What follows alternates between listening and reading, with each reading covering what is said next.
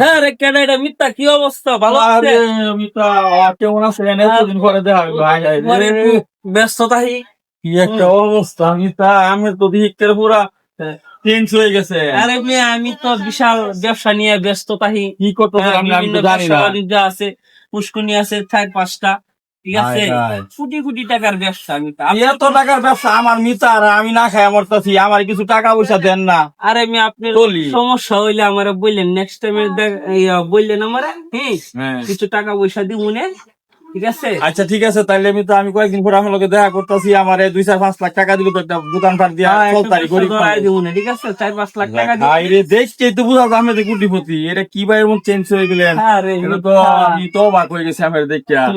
আমার মতো মিতা থাকতে আমি আরো কষ্ট করতেছি। সমস্যা নাই, যেহেতু দেখা হয়ে গেছে, ঠিক আছে, দিবনে 4-5 লাখ টাকা দিবনে, ব্যবসা বাণিজ্য করবেন না, ঠিক আছে? ভাই রে, খুব খুশি হইলাম ভাই মিতা।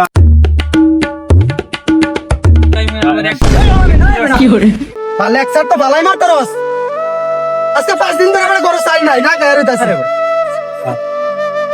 পরে কইছি 1 ঘন্টা আগে তুই যাইয়া চাল আনবে, ভাত রান্নু পরে খাইমু। তুই হ্যাঁ সাথে কি হেইডা তো আর কি করে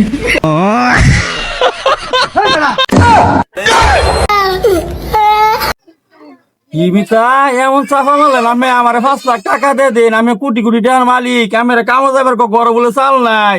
হাই রে সাফাবাস, ওরে বাটপা, পুরা সাফাবাস।